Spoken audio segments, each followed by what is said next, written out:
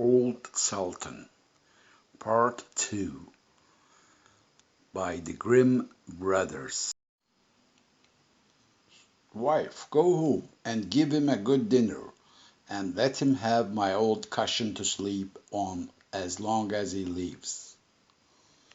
So from this time, Sultan had all that he could wish for.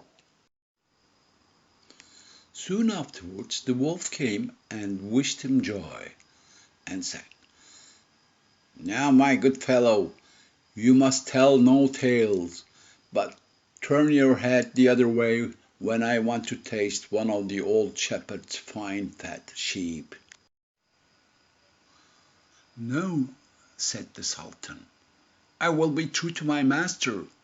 However, the wolf thought he was in joke, and came one night to get a dainty morsel.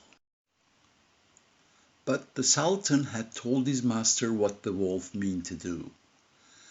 So he laid wait for him behind the barn door, and when the wolf was busy looking out for a good fat sheep, he had a stout cudgel hit in his back. Then the wolf was very angry, and called Sultan an old rouge, and swore he would have his revenge. So the next morning the wolf sent the pig to challenge Sultan to come into the wood to fight the matter. Now Sultan had nobody he could ask to be second but the shepherd's old three-legged cat. So he took her with him, and as the poor thing limped along with some trouble, she stuck up her tail straight in the air.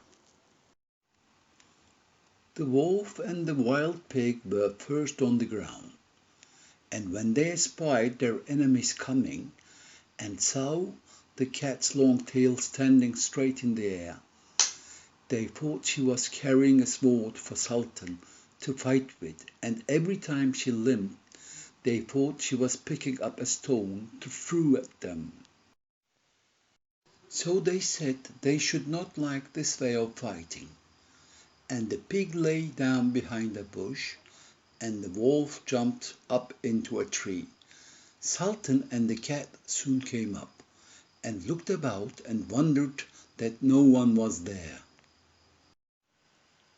The pig, however, had not quite hidden himself, for his ears stuck out of the bush, and when he shook one of them a little, the cat, seeing something move, and thinking it was a mouse, sprang upon it, and bit and scratched it. So that pig jumped up and grunted, and ran away, roaring out, "Look up in the tree! There sits the one who is to blame."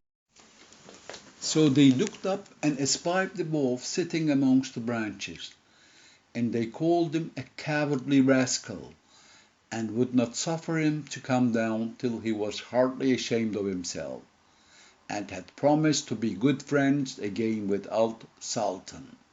The end.